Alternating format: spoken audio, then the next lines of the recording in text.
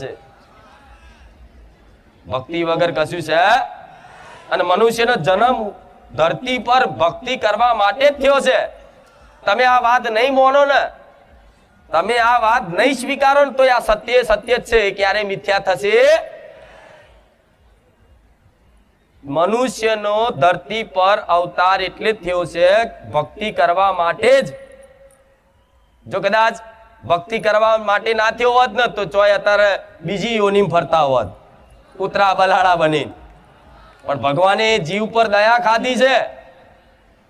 એ જીવ પીડાતું હોય ને, કૂતરા બલાડા બકરા જોજો, એ પીડાતા હોય ને, જીવ જંતુ બધાય જોવો છો ને, એની દયા ખાધી હોય ને ભગવાને, તારે તો મનુષ્ય અવતાર આલે કે આ જન્મ મળે મનુષ્યને, અને બસ મનુષ્યનો ઉદ્દેશ સમજી અને જો કદાચ ભગવાન માતા